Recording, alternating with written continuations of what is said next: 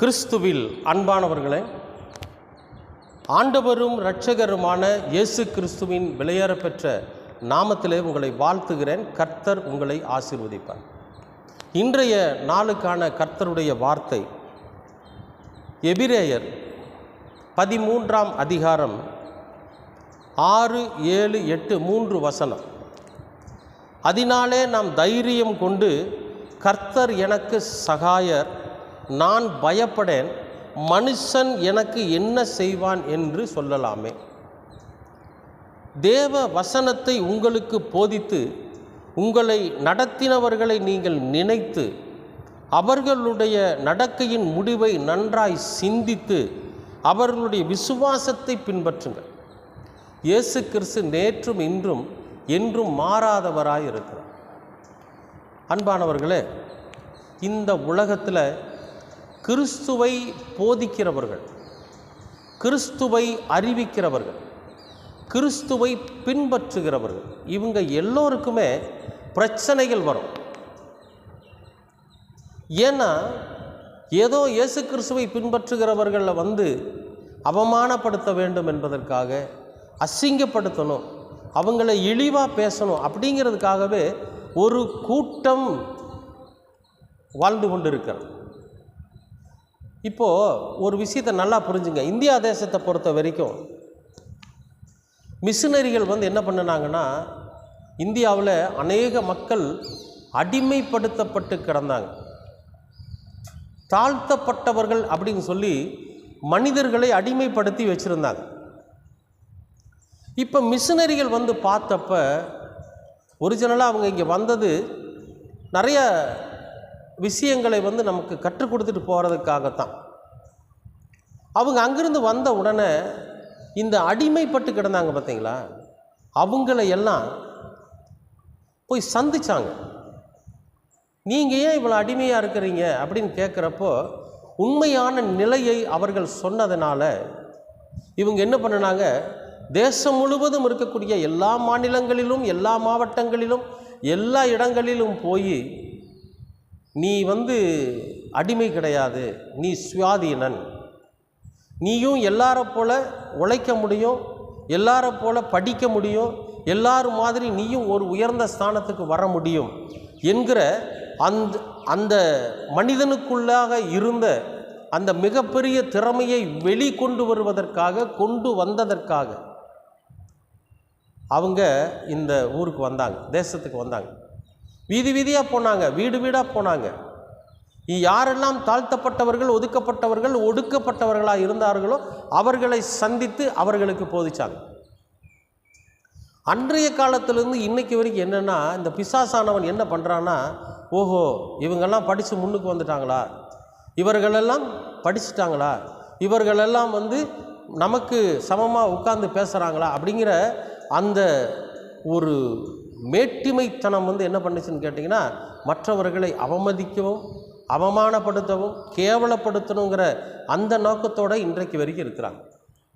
அப்போ யாரெல்லாம் கிறிஸ்துவை போதிக்கிறார்களோ, யாரெல்லாம் கிறிஸ்துவை பின்பற்றுகிறார்களோ, யாரெல்லாம் கிறிஸ்துவை ஏற்றுக்கொண்டு வாழ்கிறார்களோ அவர்களை பார்த்து அவமானப்படுத்தணும் அப்படிங்கிறது இது எல்லாருடைய வழக்கமாக மாறிடுச்சு. அப்படிப்பட்ட சூழலில் தான் நாம் வாழ்ந்து கொண்டிருக்கோம். இப்போ நமக்கு என்ன தைரியத்தை ஆண்டவர் கொடுக்கிறார்னா, நான் உனக்கு சகாயர், எல்லா சூழ்நிலையிலும் நான் உனக்கு இருக்கிறேன், எந்த மனுஷனும் உன்னை ஒன்றும் பண்ண முடியாது, எந்த மனுஷனும் உன்னைய ஒன்றும் பண்ண முடியாது, நான் இருக்கிறேன், நீ கவலைப்படாது. ஆண்டவர் நமக்கு சொல்கிற வார்த்தை. அதுக்கடுத்து சொல்கிறார் பாருங்க, இந்த வேதத்தை போதித்து, இந்த பரிசுத்த வசனங்களை நமக்கு கொடுத்து அதை போதித்த அந்த போதகர்கள், சுவிசேஷர்களுடைய முடிவு என்னவாச்சுன்னு உங்களுக்கு தெரியுமா? அதை நீங்கள் ஆராய்ஞ்சு பாருங்கள். அவங்க வேதத்தை போதிச்சாங்க, அவர்கள் எப்படி அவமானப்படுத்தப்பட்டாங்க, அவர்கள் எப்படி கொலை செய்யப்பட்டாங்க, அவர்கள் எப்படி அடிக்கப்பட்டார்கள் அப்படிங்கிறத நீங்கள் ஆராய்ஞ்சு பாருங்கள். எதுக்கு சொல்கிறேன்னா, அவர்களுடைய நிலையை நீங்கள் கொஞ்சம் சிந்திச்சு பாருங்கள். நமக்கு அதாவது பழைய ஏற்பாட்டின் காலத்தில் தீர்க்கதரிசிகள் நிறையா இருந்தாங்க. அவர்கள் எல்லாரும் பல தேசங்களுக்கு போய் கர்த்தருடைய வார்த்தையை சொன்னாங்க. ஆனால் அதில் என்ன இருந்துச்சுன்னா, உரிமையோ அன்போ பாசமோ கிடையாது. அதில் இருந்ததெல்லாம் கடவுள் என்ன சொன்னாரோ அதை செய்யக்கூடிய செயல் தான் இருந்துச்சே தவிர அன்பு இல்லை. ஆனால் உலக மக்கள் மத்தியில் அன்பு செலுத்தி இவன் கெட்டு போயிடக்கூடாது, இவன் அழிந்து போய் விடக்கூடாது, இவன் எந்த சூழ்நிலையிலுமே தன்னை அழித்து கொள்ளக்கூடாதுங்கிற ஒரு தகப்பனைப் போல, ஒரு சகோதரனைப் போல, ஒரு நண்பனைப் போல நம்மீது பாசம் வைத்து அன்பு வைத்து போதித்த முதல் மனிதர் யாருன்னு கேட்டிங்கன்னா இயேசு கிறிஸ்து. அவருடைய நிலம் என்னாச்சு நினச்சி பாருங்கள். அவரை சிலுவையில் அடைச்சாங்க. சிலுவை பாடுகள் ரொம்ப வேதனைக்குரியது. அவ்வளோ பாடுகளுக்கு மத்தியிலும் அவர் என்ன பண்ணலை, நான் விட்டுட்டு போயிடுறேன், என்னால் முடியலை அப்படின்னு சொல்லி பின்வாங்கி போயிடல. எத்தனையோ கஷ்டங்கள், அடி உத, தலையில் முள்முடி ஈட்டி காரி துப்புறாங்க, எது பண்ணினாலும் அந்த வேதனையெல்லாம் அந்த முடிவெல்லாம் அவருக்கு ரொம்ப கொடுமையானதாக தான் இருந்துச்சு. ஆனாலும் அவருடைய விசுவாசம்னு ஒன்று இருந்துச்சு பார்த்தீங்களா, நம்பிக்கை. பிதாவாகிய தேவன் இந்த காரியத்தை செய்ய சொல்லியிருக்காரு, அதனால் நான் செய்கிறேன். அதை செஞ்சால் எத்தனையோ சந்ததிகள், எனக்கு பின் வரக்கூடிய எத்தனையோ சந்ததிகள் ரட்சிக்கப்படுவாங்க. பிதாவாகிய தேவனுக்கு முன்பாக அந்த பிள்ளைகள் போய் தைரியமாக நிற்பாங்க அப்படிங்கிற அந்த நம்பிக்கையும் விசுவாசமும். இதை செஞ்சால் பிதாவானவர் என்னை உயிரோடு எழுப்புவார் அப்படிங்கிற ஒரு விசுவாசம், நம்பிக்கை இருக்குது பாருங்கள். அதை பாருங்கிறார். அவருடைய முடிவை பார்க்காதீங்க, அதை நீங்கள் ஆராய்ஞ்சு பார்த்துட்டு அதுக்குள்ளே இருந்த நம்பிக்கையை பாருங்கள், விசுவாசத்தை பாருங்க. இயேசு கிறிஸ்து, ஸ்தேவான், இப்படி பவுல், இவங்க எல்லாத்தையும் நீங்கள் பாருங்கள். இவர்களுடைய முடிவெல்லாம் எப்படி இருந்துச்சு, ஆனால் அந்த முடிவுக்குள்ளே இருந்த ஒரு நம்பிக்கை எப்படி இருந்துச்சு. நீங்கள் ஏங்க அவ்வளோ தூரம் போகாட்டி நம்ம இந்தியா தேசத்துக்கு வந்த இயேசு கிறிஸ்துவின் சீசராகிய பரிசுத்த தோமாவுடைய நிலை என்னாச்சு? அவர் அந்த இந்தியாவின் மேற்கு பகுதியில் இருக்கக்கூடிய இடங்களில் அவர் தோணியை விட்டு இறங்கி அங்கிருந்து அப்படியே சுவிசேஷம் சொல்லிக்கிட்டே வரார். இயேசு கிறிஸ்துவை பற்றின அந்த சுவிசேஷத்தை சொல்லிகிட்டே வரார். பரலோக ராஜ்யத்திற்கு உண்டான சுவிசேஷத்தை சொல்லிக்கிட்டே வரார். அடிமைகளை விடுதலையாக்கிட்டே வரார். இந்த அடிமைகளுக்கெல்லாம் மிகப்பெரிய ஒரு விழிப்புணர்வை உண்டாக்கிட்டே வரார். இதை பார்த்த மக்களுக்கு மத்தியில் என்னென்னா இவர் மேலே எரிச்சலாயிரு. இவன் என்னையா இருந்தாலும் ஒரு வித்தியாசமாக போதிச்சுக்கிட்டு இருக்கிறாருன்னு சொல்லி இந்த ஆளை எப்படியாவது கொல்லணும் அப்படின்னு முடிவு பண்ணிடுறாங்க. அப்படியே நீங்கள் வந்தீங்கன்னா சென்னை வரைக்கும் வரார், சென்னை மாகாணத்துக்குள்ளே வரார். வந்ததுக்கு பிறகு அவர் இங்கேயும் பல ஊழியங்களை பண்ணினதுக்கப்புறம் சென்ட் தாமஸ் மவுண்டன் ஒரு இடம் இருக்குது, அங்கே போனீங்கன்னா பாருங்கள். அங்கே அவர் ஜெபித்து கொண்டு இருக்கிற போது கடப்பாறையில் ஓங்கி குத்தி அவரை கொன்னுறாங்க. இன்றைக்கும் உலகத்திலேயே மிக போராட்டத்திற்கு மத்தியில் ஒரு சுவிசேஷகன், அதாவது ஆண்டவராகிய இயேசு கிறிஸ்துனுடைய சீசனுடைய கல்லறைக்கு மேலே இருக்கக்கூடிய தேவாலயத்தில் மிக முக்கியமான தேவாலயமானிய சென்ட் சாந்தோம் சர்ச்சு இன்றைக்கு இருக்குது, நீங்கள் போனால் பார்க்கலாம். அவருடைய மரணம் கொடுமையாக தான் இருந்துச்சு. அவர் பல பிரச்சனைகளை சந்தித்தார். அவருடைய முடிவு பார்த்திங்கன்னா ரொம்ப பயங்கரமாக இருந்துச்சு. ஆனால் இப்பொழுது அவரை குறித்து பேசிக்கொண்டு இருக்கிறோம். ஏன்னா நம்பிக்கை. அந்த மரணத்திலும் அவருக்கு இருந்த விசுவாசம், என் ஆண்டவர் என்னை கைவிட்ட மாட்டார், என் கர்த்தர் என்னை கைவிட்ட மாட்டார், எனக்கு வைத்திருக்கிற ஜீவகிரீடத்தை அவர் கொடுப்பாருங்கிற அந்த விசுவாசம் இருக்குது பார்த்தீங்களா, அந்த நம்பிக்கை. இன்னும் சொல்லப்போனால் கண்டிப்பாக அவர் இந்தியா தேசத்தில் வாழ்கிற போது தோல் சுருள்கள் எழுதி வச்சிருப்பார். அதை இந்த வேதத்தில் இணைக்கலை, கண்டிப்பாக எழுதியிருப்பார். அதை தேடி ஆராய்ஞ்சு பார்க்குறப்போ எந்த நூலகங்கள் அது வச்சுருக்கிறாங்கன்னு நம்ம ஆராய்ந்து பார்க்குற போது அவர் பட்ட பாடுகளின் கொடுமைகளை கண்டிப்பாக எழுதியிருப்பார். நீங்கள் ஆராய்ஞ்சு பாருங்கள். இது எல்லாத்துக்கும் மத்தியில் அவரோட நம்பிக்கை வச்சுருந்தார் பாருங்கள், அதை பாருங்கங்கிற. அதைத்தான் சொல்கிறாரு, என்னென்னு, அவருடைய நடக்கையின் முடிவை நன்றாய் சிந்தித்து அவருடைய விசுவாசத்தை பின்பற்றுங்க, அதுபடி நடங்க.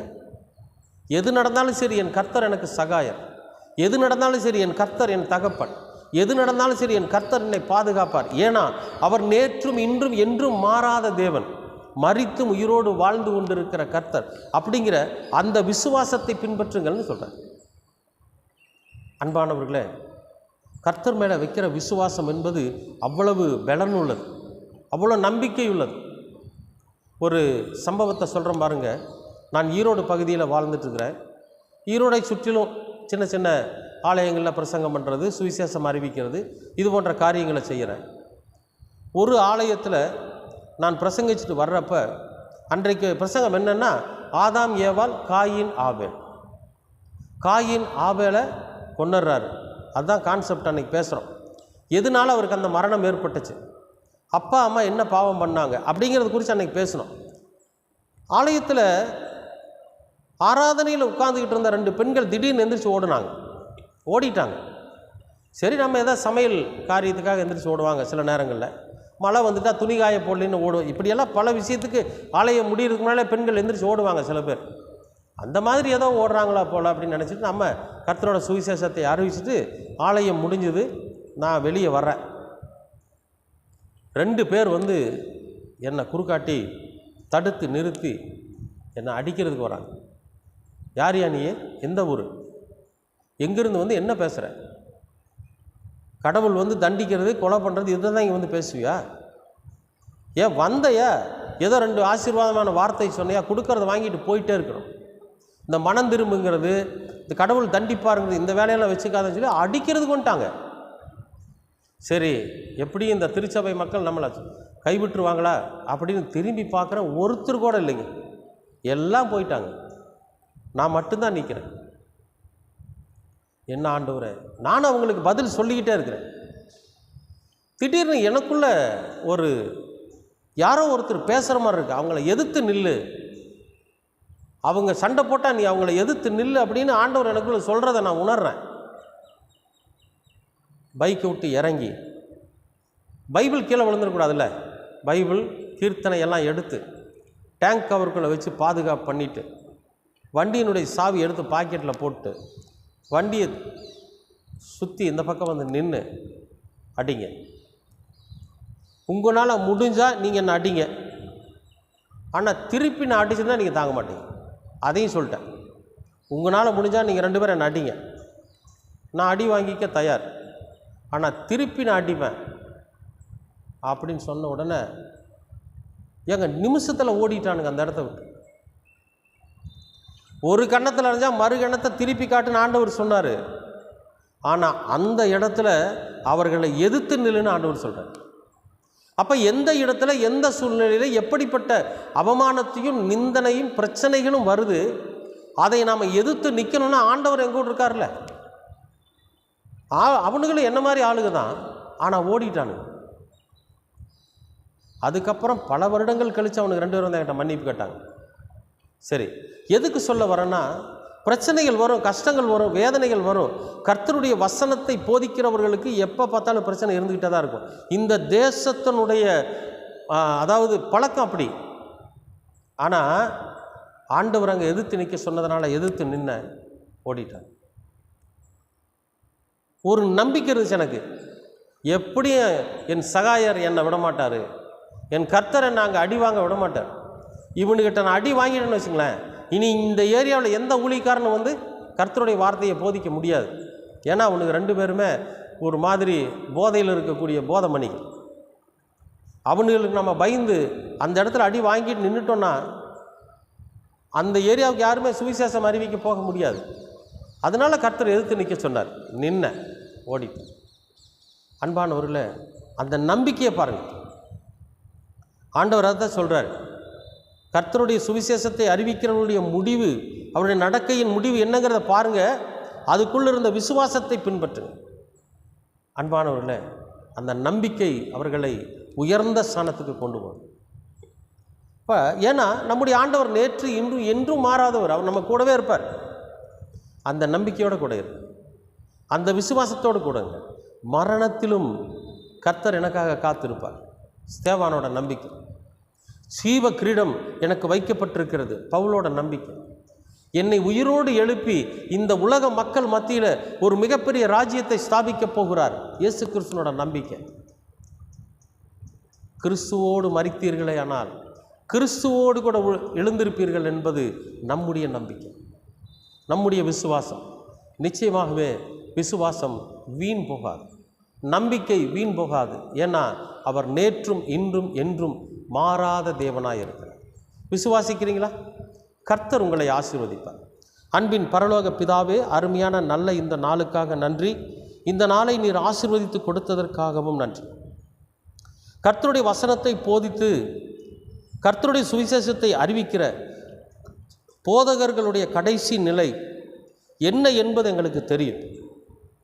ஆனாலும் அந்த சூழ்நிலையிலும் அவர்களுக்குள்ள இருந்த அந்த விசுவாசம், அவர்களுக்குள்ள இருந்த அந்த ஆழமான நம்பிக்கையை நாங்கள் உணர்ந்து அதை பின்பற்றுகிறவர்களாக இருக்க நீங்கள் கிருபை பாராட்டு. கர்த்தருடைய வசனத்தை நாங்கள் முழுமையாய் உள்வாங்கி அதன்படி வாழ்ந்து, எப்படி இந்த சுவிசேஷகர்களும் போதகர்களும் உம்முடைய சன்னிதானத்திற்கு வருவதற்கு அவர்கள் உத்தரவாதம் பெற்றார்களோ அதுபோல நாங்களும் பெற்றுக்கொள்ள நீர் கிருபை பாராட்டு. எல்லாவற்றையும் எங்களுக்கு போதித்த எங்கள் இரட்சகர் இயேசு கிறிஸ்துவின் வழியாக கேட்கிறோம் நல்ல பிதாவே. ஆமென்.